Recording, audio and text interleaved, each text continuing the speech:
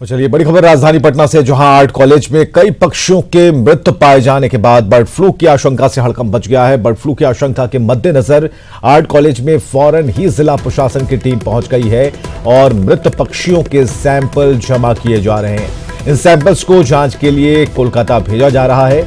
मुंगेर के बाद पटना चिड़ियाखाना में मोरों की मौत और फिर अब आर्ट कॉलेज में पक्षियों की मौत से जिला प्रशासन हाई अलर्ट पर आ गया है।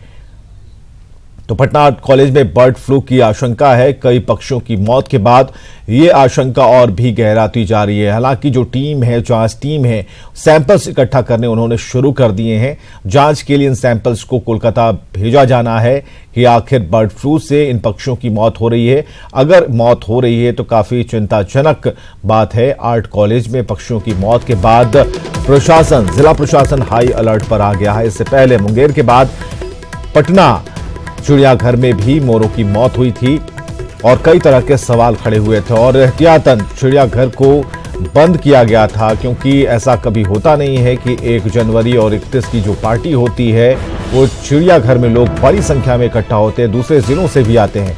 ऐसे में एहतियातन जू को बंद किया गया था और बाहर एक संदेश चिपकाया गया था। एक अपील की गई थी लोगों से कि ये चिड़ियाघर बंद रहेगा इन कारणों से।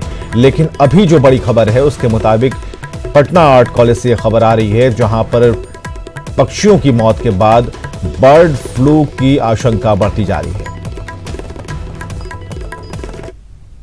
लाइव स्टॉक रिसर्च स्टेशन में जाकर के देना है, वहां से जो है कलकत्ता जाएगा। इसका जो रिपोर्ट आएगा, अगर पॉजिटिव होगा तो वो गवर्नमेंट ऑफ इंडिया को देगा और अगर निगेटिव रहता है तो उसका रिपोर्ट यहाँ से नहीं आता है। और चलिए सीधे संजय से जुड़ते हैं। संजय, क्या अभी तक कितने पक्षियों की मौत हुई है और क्या बताया जा रहा है? ठंड से मौत हुई है या फिर बर्ड फ्लू की आशंका जताया जा रहा है? देखिए, सबसे बड़ी बात है कि अभी जो सैंपल इकट्ठा किया गया है उसे जांच के लिए भेजा जाएगा कोलकाता और फिर भोपाल भेजा जाएगा। उसके बाद ही पुख्ता तौर पर इस बारे में कुछ कहा जा सकता है। लेकिन सबसे बड़ी बात यह है कि जू के बाहर पहली बार जो खुला एरिया है, आर्ट कॉलेज है, वहां पर 2 पक्षियों के मरने की बात आई। और सबसे बड़ी बात है कि इन पक्षियों के मरने के बाद जो प्रत्यक्षदर्शी हैं और जो कॉलेज के रहने वाले स्टूडेंट्स वो बता रहे हैं कि इन पक्षियों में से कुछ को एक कुत्ते ने जो उसी कैंपस में रहता था उसने खा लिया और उसकी भी मौत हो गई है। इसके बाद खलबली सी मच गई कॉलेज कैंपस में। हालांकि जो स्टूडेंट्स उन्होंने कुत्ते की जो बॉडी थी उसको कॉलेज में ही बर्ड फ्लू के मद्देनजर दफना दिया है और इसके बाद डिस्ट्रिक्ट एडमिनिस्ट्रेशन की टीम को सूचना दी गई। डिस्ट्रिक्ट एडमिनिस्ट्रेशन की जो पशुपालन विभाग की टीम है वो पहुंची है, उसने जो सैंपल है उसको इकट्ठा किया है और अब उसे जांच के लिए भेजा जाएगा। लेकिन मैं आपको बता दूं, केवल आर्ट कॉलेज का यह मामला नहीं है। पटना जू में भी जो मोरों की मौत हुई थी, 6 मोरों की मौत, उसके बाद दोबारा बर्ड फ्लू पटना जू में भी फैल गया है और वहां पर कुछ और पक्षियों की मौत हो गई है। सबसे बड़ी बात है कि बर्ड फ्लू पर नियंत्रण के लिए ठंड जो है वो भारी पड़ता दिख रहा है।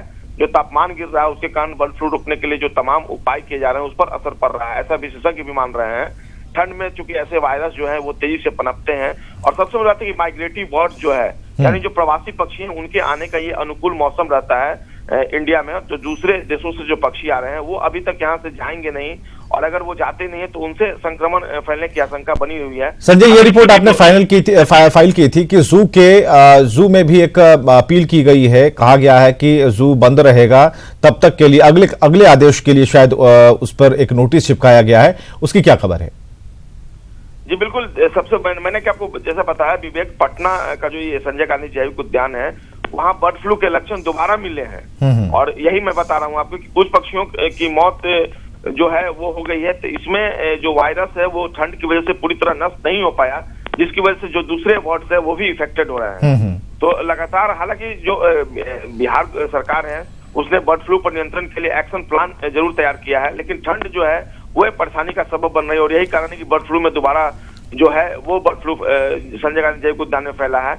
हालांकि लगातार अभी भी सैनिटाइजेशन का काम चल रहा है, चाहे वो संजय गांधी जैविक उद्यान हो, उसके जलाशय हो या फिर दानापुर में जो जलाशय हैं जहां पर माइग्रेटरी बर्ड्स उड़कर आते हैं दूसरे देशों से, वहां पर भी छिड़काव का काम चल रहा है। ठंड एक परेशानी की वजह बन रही है फिलहाल। जी चलिए, बहुत बहुत शुक्रिया इन तमाम जानकारियों के लिए। तो अभी तक जो खबरें आ रही है उसके मुताबिक 10 पक्षियों की मौत अब तक हो चुकी है और आर्ट कॉलेज में जो पक्षियों की मौत हुई है उसके बाद से ये शक गहराता जा रहा है कि कहीं बर्ड फ्लू तो नहीं है। हालांकि जो जांच दल है वो पहुंच चुकी है और जांच दल के मुताबिक ये सैंपल्स इकट्ठा कर इन्हें विशेष जांच के लिए भेजा जाना है। लोकसभा से पारित हो चुके 3 तलाक बिल को केंद्र सरकार आज राज्यसभा में पेश करेगी और इस बिल को लेकर कांग्रेस और बीजेपी ने अपने अपने सांसदों को व्हिप जारी कर सदन में मौजूद रहने का आदेश दिया है। गुरुवार को लोकसभा में 3 तलाक बिल पास हुआ था। केसी वेणुगोपाल ने कहा कि कांग्रेस अन्य दलों के साथ हाथ मिलाकर इस बिल को सदन में पास नहीं होने देगी, जबकि केंद्रीय मंत्री रविशंकर प्रसाद ने यह जरूर कहा कि भले ही राज्यसभा में बीजेपी की अगुवाई वाले एनडीए के पास पर्याप्त संख्या बल ना हो, लेकिन सदन में इस बिल को समर्थन मिलेगा। 3 तलाक बिल आज राज्यसभा में पेश होना है और इसे लेकर सरकार ने तैयारी कर रखी है। बीजेपी का कहना है कि मोदी सरकार आधी आबादी की सुरक्षा के लिए कृत संकल्प है। बीजेपी ने कांग्रेस से वोट बैंक की राजनीति नहीं करने की अपील की। कांग्रेस ने बीजेपी की मंशा पर सवाल खड़ा कर दिया। कांग्रेस का कहना है कि अगर बीजेपी को मुस्लिम महिलाओं की चिंता है तो सजा के प्रावधानों को लेकर कांग्रेस की आपत्तियों को भी सुने। पर लोकसभा में यह बिल पारित हो चुका है। 245 के और 11 विपक्ष में पड़े थे, समर्थन में 245 पड़े थे। आज राज्यसभा में वह जाना है और राज्यसभा में जितनी पार्टियां हैं, छोटे छोटे दल हैं या कांग्रेस है, वो सबको इसमें समर्थन करना चाहिए। इसलिए कि यह जो मुस्लिम लोग हैं, मुसलमानों की जो आधी आबादी है, उसकी सुरक्षा से जुड़ा हुआ मामला है। अब तक कांग्रेस या अन्य पार्टियां जो रही है, वह कभी भी महिलाओं के और मुसलमानों के प्रति गंभीर नहीं रही है। उनकी समस्याओं के प्रति महिलाएं अपने आप को असुरक्षित समझती है और उसको सुरक्षा प्रदान करने के लिए सरकार संकल्पित है। इसलिए यह 3 तलाक के माध्यम से राज्यसभा के अंदर में लोकसभा में पारित कराने के बाद राज्यसभा में बिल ला रही है और आशा है कि वह पारित होगा और मुस्लिम महिलाओं को हक और सुरक्षा प्रदान होगा। इस कांग्रेस पार्टी का आरंभ से ही ये मत रहा है कि 3 तलाक के जो प्रावधान है, खासकर सजा से जुड़ा जो प्रावधान है, उस पर हमारी आपत्तियां हैं। हमने उन आपत्तियों को दर्ज किया, लेकिन कोई सुनने को तैयार नहीं। आखिर आप अगर कोई कानून बनाते हैं तो आपको पर्पस पॉलिटिकल नहीं होना चाहिए। भारतीय जनता पार्टी की मंशा इसमें राजनीतिक है। वो राजनीतिक रोटी सेकना चाहती है। उन्हें मुस्लिम महिला क्या, उन्हें तो हिंदू महिलाओं से भी कोई चिंता उनकी कभी नहीं रही। तो हिंदू में भी बहुत सारी ऐसी महिलाएं हैं जिनके पति ने विवाह तो कर लिया, फिर उनको छोड़ दिया, उनका कोई ध्यान नहीं रखा। ऐसे भी बहुत सारे पुरुष हैं। और बिहार में 11वीं उद्यमी पंचायत आज आयोजित की गई है और इसकी अध्यक्षता मुख्यमंत्री नीतीश कुमार करेंगे और इसमें बिहार इंडस्ट्रीज एसोसिएशन और Bihar chamber of commerce and industries के प्रतिनिधि के साथ कई विभागों के मंत्री और आला अधिकारी मौजूद रहेंगे। इस पंचायत के माध्यम से उद्यमी अपनी मांगे सीएम के सामने रखेंगे। अभी पूरे बिहार में अपराधियों के निशाने पर उद्यमी है। माना जा रहा है कि इस मीटिंग में उद्यमियों की ओर से सुरक्षा देने की मांग रखी जानी है। आपको बताएं कि महीनों की 5वीं सोमवार को उद्यमी पंचायत का आयोजन किया जाता है। इसमें सीएम उद्यमियों से संवाद करते हैं।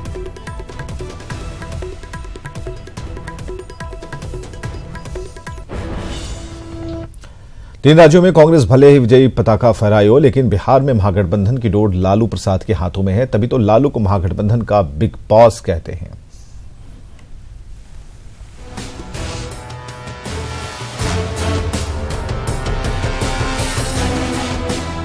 लालू यादव बिहार की राजनीति का वो नाम जिसे राजनीति का महारत हासिल है।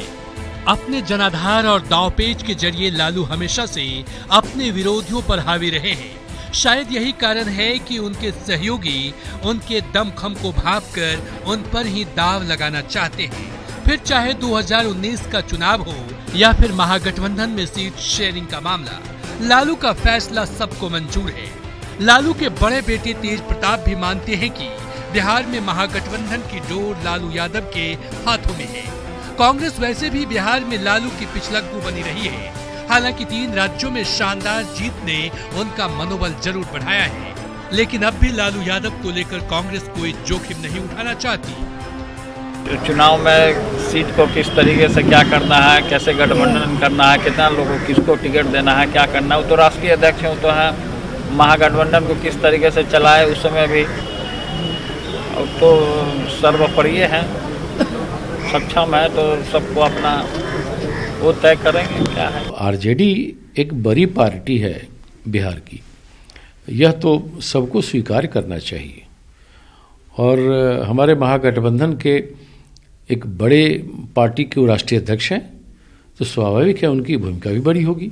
इस बात की आम सहमति है कि हम सीटों के बंटवारे को लेकर कोई इशू नहीं खड़ा करेंगे।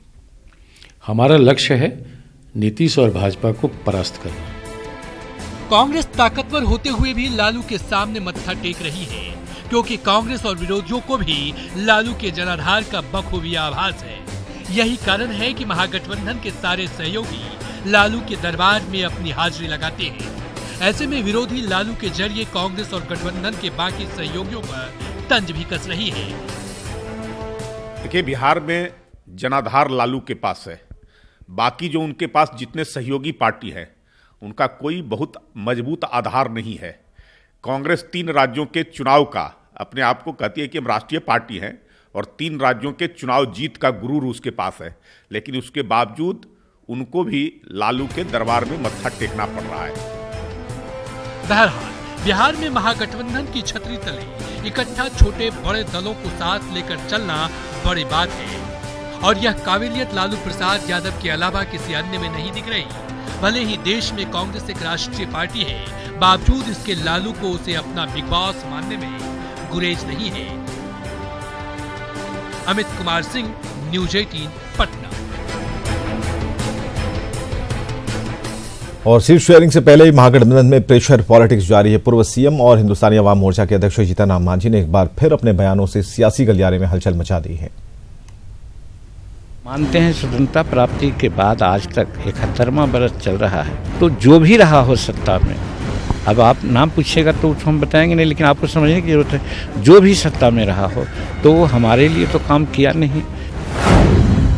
पूर्व सीएम जीतन राम मांझी के इस बयान से बिहार की सियासत में उबाल आ गया है।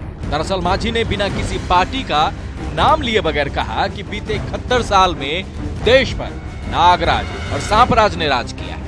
हम मानते हैं स्वतंत्रता प्राप्ति के बाद आज तक 71वां बरस चल रहा है, तो जो भी रहा हो सत्ता में, अब आप नाम पूछिएगा तो हम बताएंगे नहीं, लेकिन आपको समझने की जरूरत है, जो भी सत्ता में रहा हो तो हमारे लिए तो काम किया नहीं। कुछ लोग हैं जो ज़्यादा एग्रेसिव होकर के हमारा विरोध करते हैं, जाति के नाम पर, धर्म के नाम पर और सबके नाम पर, और कुछ लोग हैं जो सॉफ्ट हैं, लेकिन वो चाहते हैं कोई कारण से नहीं हमारी भलाई कर सके तो वो लेसर इविल के बातें हैं। इसीलिए हम लोग लेसर इविल के साथ रहते हैं, और जो ज़्यादा क्या करते हैं, उसको बहुत ज़्यादा हमारा खिलाफत करने की बात करते हैं, उनको हम लोग नागराज कहते हैं। वहीं मांझी के इस बयान पर महागठबंधन में शामिल कांग्रेस ने मांझी को इस तरह के बयान से बचने की सलाह दी है। साथ ही ये भी कहा है कि मांझी का इशारा कांग्रेस की तरफ नहीं है और गैर कांग्रेसी लोग भी रहे, इसलिए मैं नहीं समझता हूँ कि मांझी जी का इशारा कांग्रेस के ऊपर होगा। मांझी जी तो कांग्रेस पार्टी में भी रहे, हमारे सरकार में मंत्री थे, वो हमारे समय में पार्टी में जिला कांग्रेस के अध्यक्ष थे गया में, तो हम लोग क्यों कहेंगे सांपराज या नागराज? तो मैं समझता हूं उनका इशारा कहीं और होगा। इधर मांझी के बयान के बहाने बीजेपी ने कांग्रेस पर तंज कसा है। आजादी के 71 साल में हमने तो शासन बहुत कम किया है। हम तो अभी 4.5 साल तक और 6 बरस तक अटल बिहारी वाजपेयी के नेतृत्व में हमने शासन किया है। सबसे ज्यादा मैंने कहा कि कांग्रेस का शासन लगभग 55 सालों तक रहा है। देश को बर्बाद करने में और देश को इस दुर्दशा में खड़ा करने में अगर किसी की भूमिका रही है तो वो कांग्रेस का रहा है, और वही सांपराज और नागराज उसी को कर रहे हैं जीतन राम मांझी। दरअसल महागठबंधन के सीट शेयरिंग फॉर्मूले में उनके सम्मान का पेच फंसता दिख रहा है। ऐसे में उनके इस बयान को सीटों के लिए प्रेशर पॉलिटिक्स से भी जोड़कर देखा जा रहा है। न्यूज 18 के लिए पटना से अमित कुमार की रिपोर्ट। और इधर महागठबंधन में अभी से ही मतभेद सामने आने शुरू हो गए हैं। छोटे दलों को कॉमन सिंबल पर चुनाव लड़ने की आरजेडी नेता रघुवंश प्रसाद की सलाह पर आरएलएसपी अध्यक्ष उपेंद्र कुशवाहा ने पलटवार किया। उपेंद्र कुशवाहा ने कहा कि रघुवंश प्रसाद फ्री स्टाइल के नेता हैं, आरजेडी भी रघुवंश प्रसाद की बातों को महत्व नहीं देती। कुशवाहा ने कहा कि आरजेडी में जब कोई उनकी बातों को नहीं मानता तो कॉमन सिंबल पर चुनाव लड़ने की उनकी सलाह पर प्रतिक्रिया देना सही नहीं है। अरे उनकी बात का कोई मतलब नहीं, आरजेडी में उनकी कोई बात मानता है, अब वो नेता है, बोलते रहते हैं, उस पर क्या हम प्रतिक्रिया दें? अब उनकी बात का कोई आरजेडी में जब अर्थ नहीं है तो हमारे बोलने का क्या मतलब? कोई मतलब नहीं। कोई आरजेडी की बात हो तो उस पर बोल सकते हैं। रघुवंश बाबू तो फ्री स्टाइल नेता है। अगर आप नए साल के मौके पर जोश में हैं तो होश मत खोइएगा, क्योंकि पटना पुलिस एक्शन में है। सड़क से लेकर होटलों तक में पुलिस की पैनी नजर है। रविवार की देर रात सड़कों पर वाहन चेकिंग अभियान चला। होटलों को भी पुलिस ने काफी देर तक खंगाला। होटल में रहने वाले लोगों की आईडी की विशेष तौर पर जांच की गई और इस दौरान कानून को ठेंगा दिखाने वालों को पुलिस ने सबक भी सिखाया। जितने भी होटल हैं उसका हम लोग जांच कर रहे हैं, ताकि कोई शराब का सेवन न कर रहा हो, कोई संदिग्ध गतिविधि न हो। और जो विभिन्न चौक चौराहे हैं, जैसे डक बंगला है, स्टेशन रोड का है, वहाँ पर वाहनों की चेकिंग हो रही है, ताकि हम लोग अपराधी की धरपकड़ कर सके। और शराब के कारोबारी हैं या भी शराब के सेवन करने वाले हैं। पटना से अगली खबर, जहां नए साल को लेकर पुलिस विशेष चौकसी बरत रही है। शराब तस्कर अपनी हरकतों से बाज नहीं आ रहे। वाहन चेकिंग के दौरान दीघा थाने की पुलिस ने 4 तस्कर को गिरफ्तार किया है। इनके पास से बैग में 85 बोतल शराब मिली है। ये तस्कर सारण से बाइक पर सवार होकर पटना आए थे, लेकिन पुलिस के हत्थे चढ़ गए और पुलिस के मुताबिक नए साल के मौके पर शराब की खेप पटना पहुंचाई गई थी। फिलहाल पुलिस पूछताछ में अहम सुराग पुलिस को मिले हैं। इसके आधार पर छानबीन जारी है। मनु महाराज के दिए गए दिशा निर्देश के आलोक में सघन वाहन जांच की गई और सघन वाहन चेकिंग के दौरान 3 मोटरसाइकिल पर सवार कुल 4 लड़कों को पकड़ा गया। प्रकृति की अनुपम छटाओं को समेटे इंडो नेपाल के बॉर्डर स्थित वाल्मीकि टाइगर रिजर्व नए साल के जश्न के लिए तैयार है। सैलानियों के पहुंचने का सिलसिला शुरू है, लेकिन इस बार वाल्मीकि टाइगर रिजर्व में पिकनिक मनाने पर प्रतिबंध है।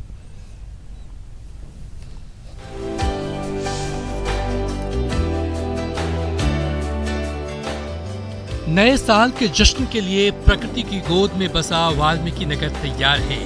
वाल्मीकि रिजर्व के अनुपम छटाओं के साथ वाल्मीकि नगर में इको टूरिज्म के तहत सरकार ने नए साल पर सैलानियों के लिए खास तैयारी कर रखी है। वाल्मीकि बिहार से लेकर जंगल कैंप तक सैलानियों से गुलजार होने लगा है।